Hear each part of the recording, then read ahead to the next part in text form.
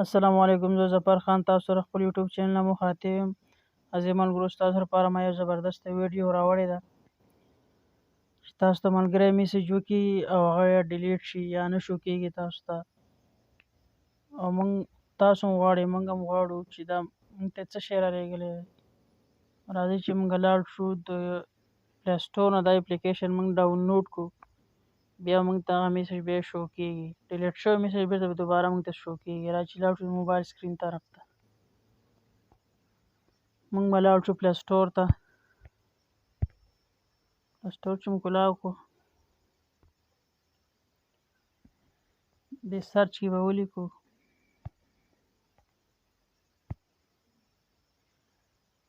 انټي ډیلیټډ واتساپ، انټي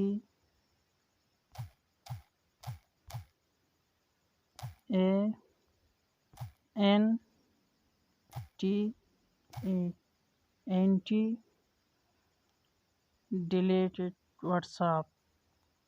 دا موږ ته مخکې نه شو. په دې به موږ کلیک وکړو. ملګرو، تاسو به ډېر اپشنان راوړي چې زه کوم تاسو ته ښیم، هغه یو به ډاونلوډ کوئ.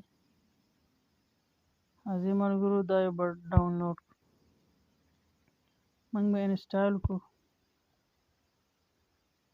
ملګرو، زموږ ډاونلوډ پوره شي مخکې ځو. بیا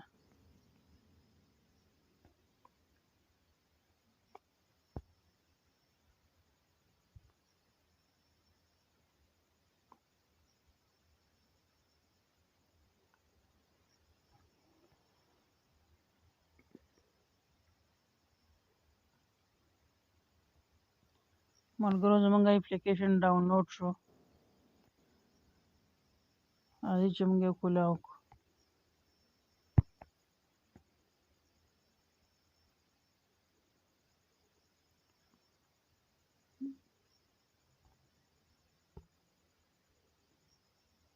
ملګرو، دا اپ دی، موږ به یې آن کړو.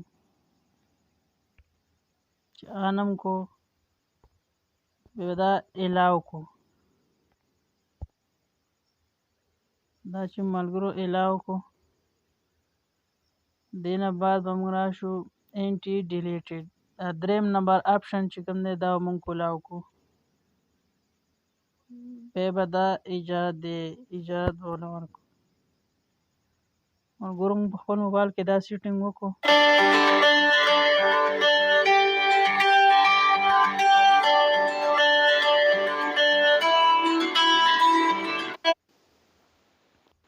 دا وګورئ ملګرو، دلته به موږ ته هغه میسج شو کېږي چې کوم موږ ته ملګري رالیږلی دی او وروسته ډیلیټ شوی دی، موږ ته نه شو کېږي. دلته به موږ ته هغه میسج راځي. راځئ چې موږ دا اپ دی چې آن یې کړو. اوس موږ آن کړو.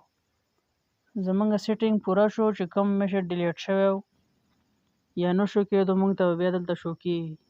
دا اپلیکیشن به موږ کولاو او دلته به موږ ته شو کېږي. که دا ویډیو خوښه شوي نور ملګرو سره شیر کړئ، لایک یې کړئ، کمنټس ورکړئ.